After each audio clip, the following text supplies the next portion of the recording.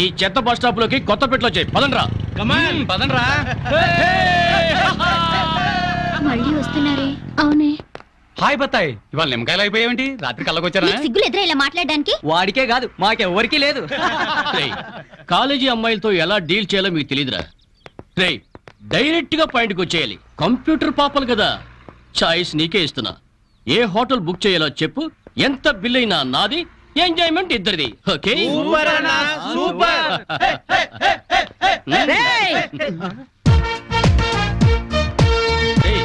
Teenage పాపల మధ్యలోకి old age హిడింపు వచ్చింది ఏంట్రా? హిడింబేనే కాదురా, జుట్టు పోలిగా భారతీయురాలిని, మదర్ ఇండియా.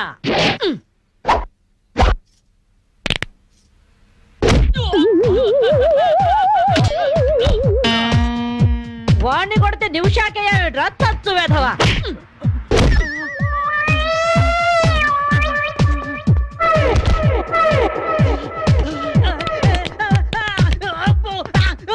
బ్రూస్లీ బనేన్ వేసుకొని పారిపోతున్నాయట్రా. ఏ బ్రాసి చంపేస్తాను ఇంకోసారి బనేన్తో కనిపించావంటే. నువ్వు తిట్టినా పర్వాలేదు కానీ కొట్టిన వంట మాత్రం చేస్తాను. ఈ గల్లికే రాని వల్ల వామ్మో. థ్యాంక్స్ బామ్మగారు. ఈ రాస్కల్స్ రోజు ఈ బస్ స్టాప్ లో ఏడిపిస్తున్నారు. ఇవాళ పోలీస్ రిపోర్ట్ ఇద్దాం అనుకున్నా, ఇంతలో మీరొచ్చారు. బామ్మగారు మీ ఏజ్ ఎంత?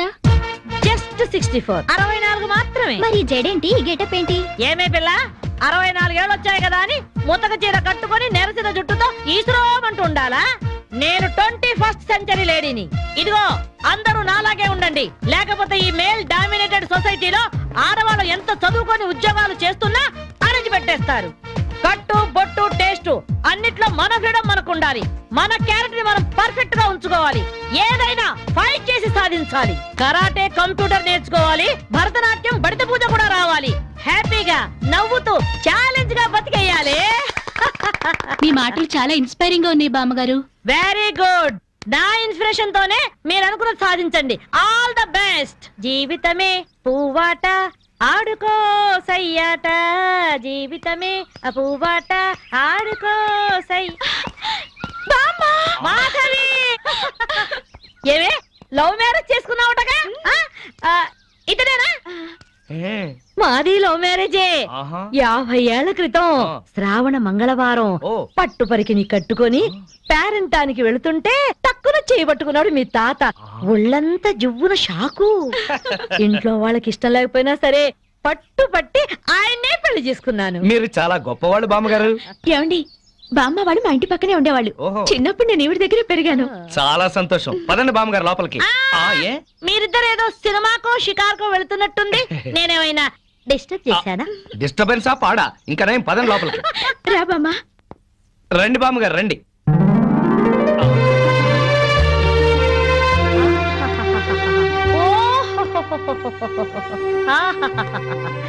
నీ టేస్ట్ బాగుందయ్యా, నువ్వు నాకు నచ్చావు. అన్నట్టు మీ అమ్మా నాన్నకు నీ మీద కోపం పోయిందా? నిన్ను చూడ్డానికి వస్తూ ఉంటారా? లేదు బామ్మ. పర్వాలేదు మాధవి, రేపు నీ కడుపున ఏ ఎన్టీఆర్ పుట్టాడనుకో, ఆ మనవడు డాన్స్ చూడ్డానికి వాళ్ళే పరిగెత్తుకుంటూ వస్తారు. ఏమయ్యా, మీ అమ్మా నాన్న ఎక్కడుంటారు?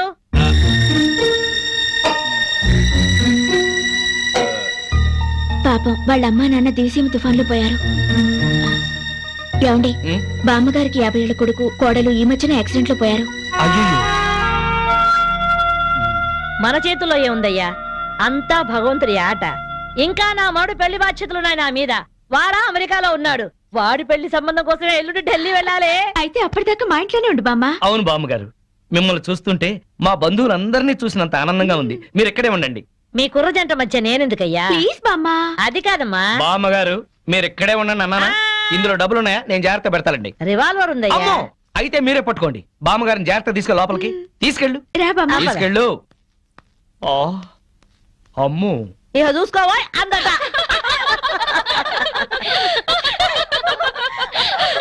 ఇలా మనస్ఫూర్తిగా నవ్వుకుని ఎంత కాలమైందో బామ్మగారు. తెగ నవ్వించేస్తున్నారు. అవును బామ్మగారు, మా ఆయన ఎంత చక్కగిలి పెట్టినా ఇంత నవ్వు రాదు. 2 జోకర్లు నాకే పెడితే ఇంకో జోకర్ నీకేలా వస్తుంది? మోసం చేయకు. ఇది రాంగ్ షో కాదు, డీల్ షో. రాంగ్ షో అంతే. కాదు, డీల్ షో అంటే చెప్తే ఏమిటి ఆ గోలా? ఈ వేళంతా నవ్వుకుంటూనే ఉన్నాం, ఏదో ఒకటి జరుగుతుందని అనుకుంటూనే ఉన్నాను. పేకాట దగ్గర కొట్టుకుంటున్నారు. వెళ్ళి 4 తగిలించండి. అమ్మో వాళ్ళనే. దొండకాయ వేయించినట్టు వేయించాలి. ఉండండి నేను చెబుతాను. కాదు డీల్ షో నాకు చెప్పి నువ్వు బేకాడ ఆటిన్ రాని ఏయ్! డీల్ షో ఎవర్రా ఎదిగే పిల్లలున్న చోట ఈ తాగుడేమిటి ఈ పేకాటేమిటి? ఆటిన్ రాని వచ్చి బతికించింది అనుకుంటుంటే ఈవిడొచ్చి చంపుతుందట బావా పేకాట గురించి నీకేం తెలుసు వెళ్ళు ఏమిట్రా కూసావు? నా పేరే ఉషా ప్యాకప్. ఏంటి వేస్తావా చూస్తావా? తీసుకో ముక్కలు తీసుకో వేసుద్దంట చూద్దాం అది కూడా అరుపు చూస్తాను ఏయ్ మాట్లాడటం కాదు కత్తెర చూస్తాను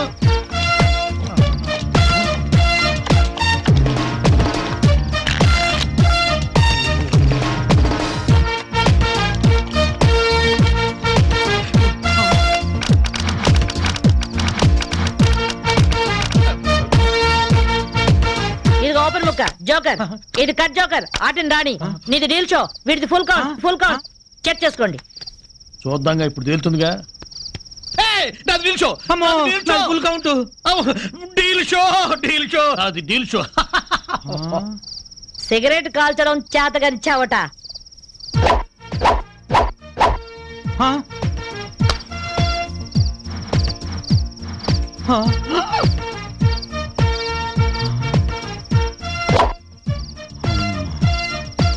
ఏంటి ముసలాం అనుకుంటుంటే ఓ రెచ్చిపోతున్నావు? ఏమిట్రా కూసావు? నేను ముసల్దాన్నా? షూట్ చేసేస్తాను గాడిదల్లారా. ఏయ్ చిన్న జోక్ వేస్తే అరగంట నవ్వుతున్నారా మీ ఆడవాళ్ళు? ముందు వాళ్ళని సంతోష పెట్టడం నేర్చుకోండి. 13 ముక్కల్ని సెట్ చేయడం కోసం తల పట్టుకోవడం కాదురా, ఇంట్లో అందరినీ ఒక జట్టుగా సెట్ అయి ఉండేలా చూడండి. ఇంకెప్పుడైనా పేకాడినా తాగినా పేల్చి పారేస్తాను.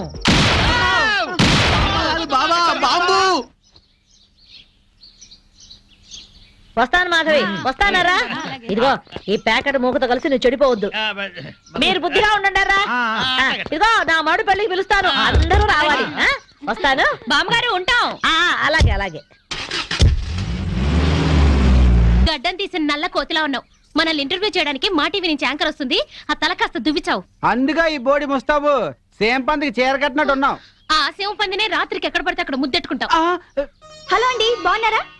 మీ కాలనీ అంతా పచ్చటి చెట్లతో చాలా బాగుంది. మిమ్మల్ని అందరినీ ఇంటర్వ్యూ చేసి మీలో ఆదర్శ జంటకి ఒక మంచి బహుమతి ఇవ్వాలని మేము ఇక్కడికి వచ్చాం. హలో అండి. అసలు సిసలైన ఆదర్శ జంట మాదే. మీరే అలా అనుకుంటే కుదరదు. మిమ్మల్ని ఇంటర్వ్యూ చేసి మేం డిసైడ్ చేస్తాం. మీ భార్య కోసం మీరేం చేశారు? ఈ బండది తలనొప్పితో బాధపడేది. తగ్గితే తలనీలాలు ఇస్తానని మొక్కుకున్నా. 2 సార్లు గుడ్డు కొట్టించుకున్నా. ఈ శనిగాడికి టైఫాయిడ్ వచ్చినప్పుడు తగ్గితే అంగప్రదక్షిణ చేస్తానని నేను మొక్కున్నాను. ఒళ్ళంతా కొట్టుకుపోయింది. మీరు తిట్టుకుంటున్నా ఆ తిట్లలో ఎంతో ప్రేమ కనిపిస్తోంది. Very nice couple. హలో, నమస్తే సార్. నమస్కారం. మీ శ్రీమతి కోసం మీరేం చేశారు? ప్యాకాట గురించి అడగండి, ఎంతైనా చెప్తాను. 1000 ఎపిసోడ్లు అయినా ఓకే. ఇట్లాంటి మనకు నచ్చవు. కావాలంటే నువ్వు వెళ్ళవే, వెళ్ళు. మురళీకృష్ణ గారు, మీ 20 ఏళ్ల వివాహ జీవితంలో మీ భార్య కోసం మీరేం చేశారు?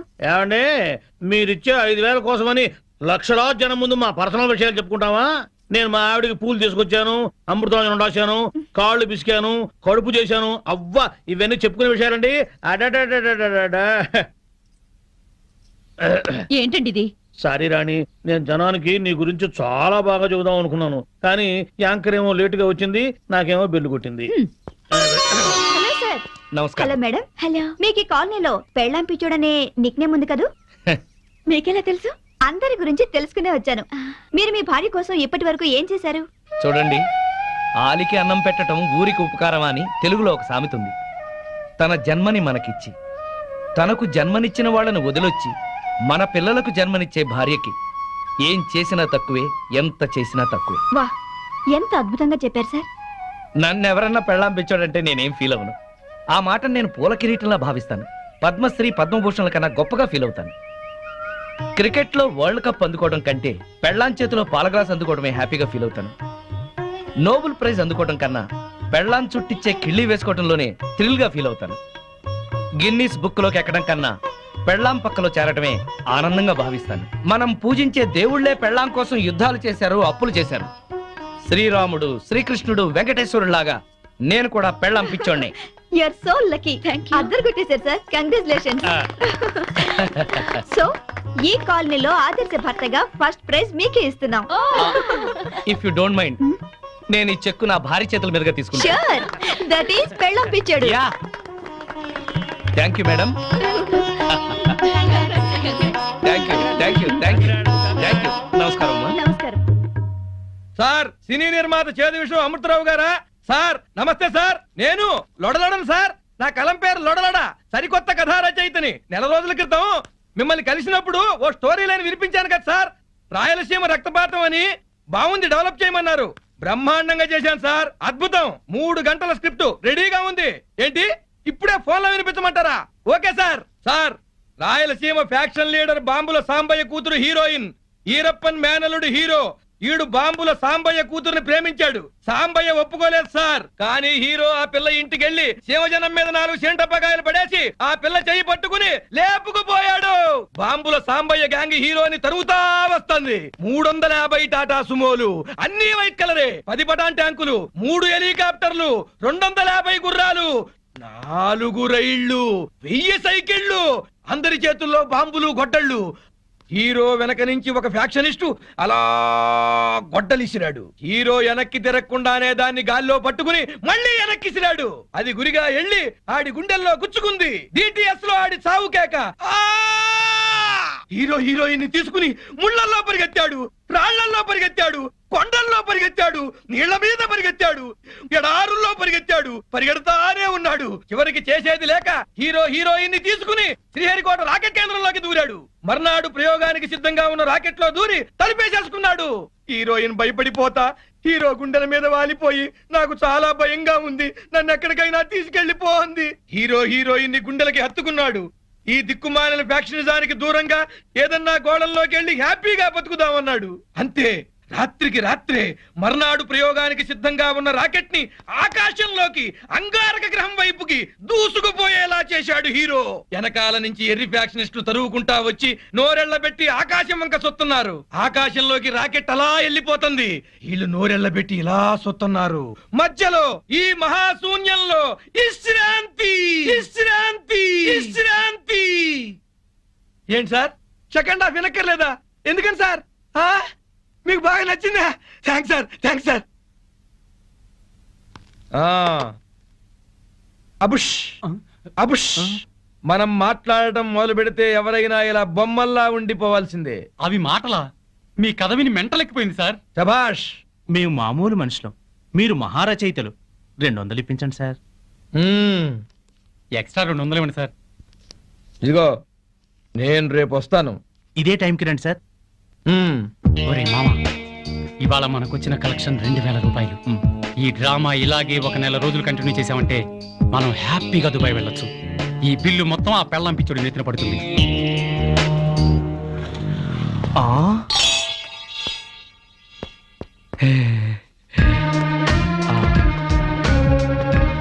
హలో, ఏం శ్రీనివాస్ బాయ్, నువ్వు చాలా చాలా అదృష్టవంతుడివి. నీకు ఎక్కడ పడితే అక్కడ డబ్బు దొరుకుతుంది, కానీ అప్పు తీసుకుంటే నువ్వే ఫోన్లో కూడా దొరకవు. అది కాదు సెట్జీ, నిన్ను కలుద్దామని బైక్ మీద స్పీడ్ గా వస్తుంటే ఈ నోట్ల కట్ట దొరికింది. ఈ నోట్ల గట్ట నాది బాబు. రోడ్డు మీద నేను కనిపిస్తే నువ్వు ఆగవు, డబ్బు కనిపిస్తే ఆగుతావు. అందుకే ఈ ప్లాన్ వేసిన. ఇది అన్యాయం సేట్, నాకు దొరికిన డబ్బు నువ్వు కొట్టేయాలని చూస్తున్నావు. అరే చూప్, నీ నగరాలన్నీ నాకు తెలుసు, అందుకే అందులో చిట్టి పెట్టిన. చూడు, చదువు. డబ్బులు ఇచ్చేటప్పుడు నేను కుబేరుణ్ణి, వడ్డీ వసూలు చేసేటప్పుడు కాలయము. అర్థమైందా? ఆఖరి సారి చెప్తున్నా, అసలు వడ్డీ మొత్తం కలిపి 2.5 లక్షలు అయ్యింది. నెల నెల వడ్డీ కట్టు, ప్రతి వారం వచ్చి నాకు కనపడు, లేకపోతే నీ ఇంట్లో సామాను వీధిలో పడేస్తా. ఖబర్దార్. వీడి అప్పు వెంటనే తీర్చేయాలి. ఎక్కడుంటున్నావు? ఈ ఊర్లోనే, అశోక్ నగర్ లో ఉంటున్నావు. ఓ, మేము కూడా అక్కడే ఉంటున్నాం. అయితే మనం ఎప్పుడు కలుసుకోవచ్చు అనమాట. అవును, నీ హస్బెండ్ ఏం చేస్తారు? Finance business. మా ఆయన కూడా finance business. Sairam chit funds మాదే. ఎల్లుండి మా కంపెనీ 10th యానివర్సరీ. నువ్వు మీ ఆయన తప్పకుండా రావాలి. డెఫినెట్ గా వస్తాం. సరే పద, మీ ఇంటి దగ్గర దింపుతాను. అలాగే మీ ఇల్లు కూడా చూసినట్టుంటుంది. శ్రీనివాస్ సార్, రేపు మన chit fund company programme grand గా జరిపించే బాధ్యత నీది. Yes sir. All VIP state wide గా ఉన్న కస్టమర్స్ వస్తున్నారు. మన ప్రోగ్రామ్ అందరి మనసులో గుర్తుండిపోవాలి. Okay sir. ఎస్, ఉదయం 10ంటికే స్టార్ట్ చేసి 12 కల్లా క్లోజ్ అయిపోవాలి. Okay sir. Okay okay. Seat wait. అందరికీ స్వాగతం. ఈ రోజు మా సాయిరామ్ చిట్ ఫండ్ కంపెనీ విజయపదంలో సాగుతుందంటే అందుకు కారణం మీరే. ఈ రోజు ఒక మామిడి టెంకని పాత పెడితే కొన్నేళ్ల తర్వాత వేలాది కాయల్ని కాస్తుంది. ఈ రోజు మా సంస్థలో కొంత పెట్టుబడి పెడితే అంతకంత పెరుగుతుంది. మేము కోరుకునేది ఒకటే, మీరు కోటీశ్వరులు కావాలి.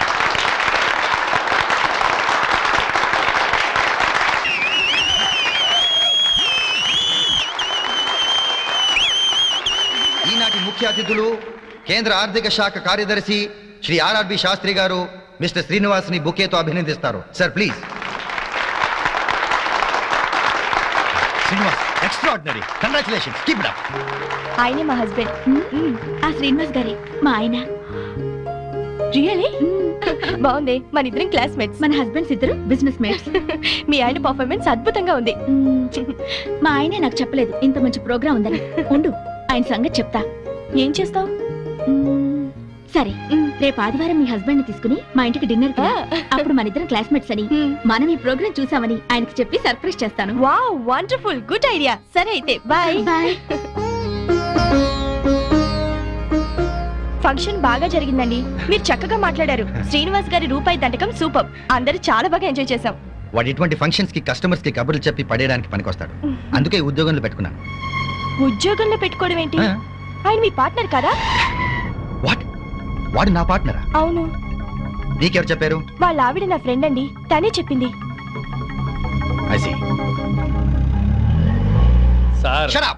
ఆఫీస్ కార్ తీసుకెళ్లి సొంత కారని చెప్పుకుని వాడావు. ఇచ్చిన ఉద్యోగం అడ్డం పెట్టుకుని అప్పులు చేశావు. ఆ సేట్ ఎవడో వచ్చి ఆఫీస్ లో గొడవ చేసేలేడు. పైగా నా పార్ట్నర్ అని చెప్పుకుంటున్నావు. సిగ్గు లేకుండా నిలబడ్డామే. నీకు రావాల్సిన డబ్బులు తీసుకుపో. పో. సార్, ఇంకొక ఛాన్స్. Get out.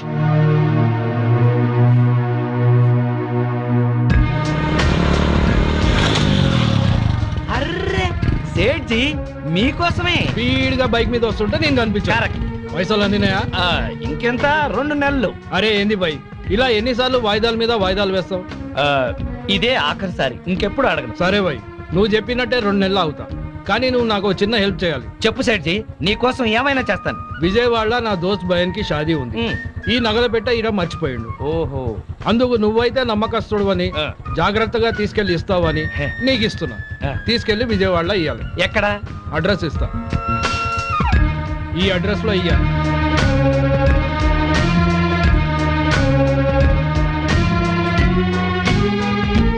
శుక్రియా బాయ్. షాదీకి వస్తానని చెప్పు. బాయ్. హలో మాధవి, ఆఫీస్ పని మీద అర్జెంట్ గా బెజవాడ వెళ్తున్నాను. రాత్రికి ఇంటికి రాను, నువ్వు భోంచేసాయి. అలాగే, రేపు పొద్దున్నే వచ్చేస్తారుగా? పొద్దున్నే వచ్చేస్తా. Okay okay.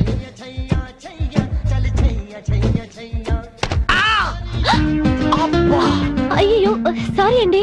చల్లగా పిడుగు పడ్డట్టుంది. సారీ సారీ, ఉండండి ఊతాను. ఏంటి ఊదేది? నువ్వు పడేసిన నలక బాటిల్. సారీ అండి, పైన బ్యాగ్ పెడుతున్నాను, బాటిల్ జారీ. వద్దు, ఎక్స్ప్లెనేషన్ వద్దు. నా రెటీనాకి ఏదైనా కావాలి, అప్పుడు చెప్తా మీ సంగతి. ఏం కాదండి, డోంట్ వరీ. మీరు ఎప్పుడైనా నేత్రదానం చేశారా? లేదండి. నా కంటికి ఏదైనా అవ్వాలి, మీ 2 కళ్ళలో ఒకటి దానం చేయాల్సి వస్తుంది. మీ కన్నుకి నా కన్ను హామీ, ఏం భయం లేదు. అయితే సరే. హే సీను. ఎవరు? నువ్వా?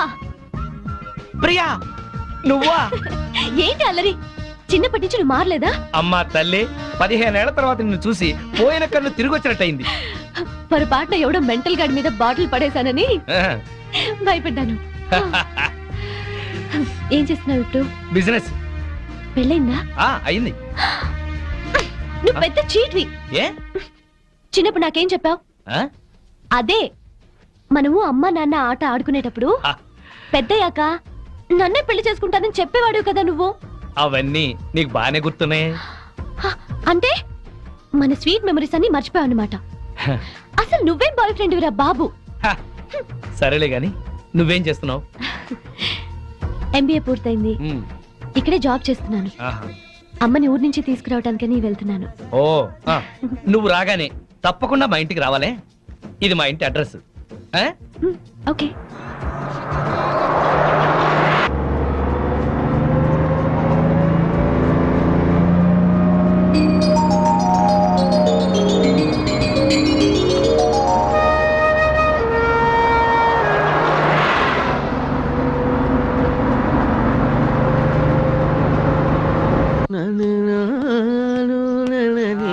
తాగుతాం బావా.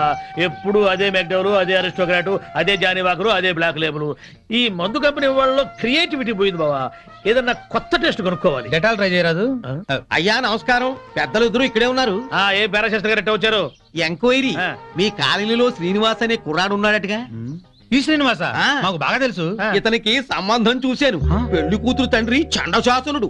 కుదిర్చే ముందు ఇతని క్యారెక్టర్ ఎటువంటిదో తెలుసుకుందామని వచ్చాను. అదేంటి బావా, ఈ పెళ్ళాం పిచ్చోడు మళ్ళీ పెళ్లి చేసుకుంటున్నాడా? సరే, ఇతనికి సంబంధం చూడమని ఎవరు చెప్పారు? వాళ్ళ అమ్మా నాన్నే. అమ్మా నాన్న అనాథరం చెప్పాడుగా మనకి.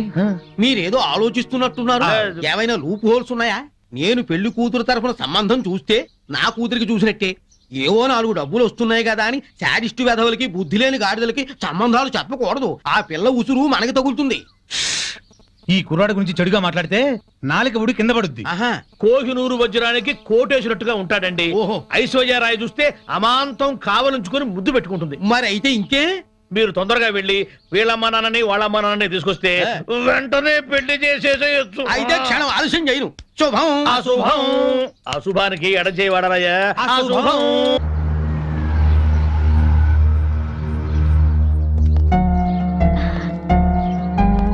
రా మంజుల, నేను నీకు ఫోన్ చేసి వద్దాం అనుకున్నాను. మా ఆయన ఆఫీస్ పని మీద ఊరెళ్ళారు. ఆఫీస్ పని మీద? అవును. ఏ? సారీ మాధవి, నీకో విషయం చెప్పాలి. ఏమిటది? మీ ఆయనకి మా వారితో ఎలాంటి పార్ట్నర్షిప్ లేదు. ఇన్ఫాక్ట్ మా కంపెనీలో క్లర్క్ గా పనిచేస్తూ పార్ట్నర్ అని అబద్ధం చెప్పాడు. ఈ విషయం తెలిసి ఈ రోజు ఆయన ఉద్యోగం నుంచి తీసేశారు. నువ్వేం బాధపడకు, మా ఆయనకి నచ్చజెప్పి మళ్ళీ ఉద్యోగం ఇచ్చేలా చేస్తాను. బట్ మీ ఆయన్ని కంట్రోల్లో పెట్టుకో. బాయ్.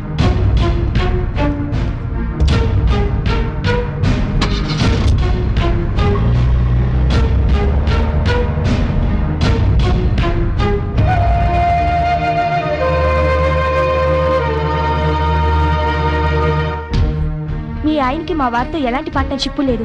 ఇన్ఫాక్ట్ మా కంపెనీలో క్లర్క్ గా పనిచేస్తూ పార్ట్నర్ అని అబద్ధం చెప్పాడు.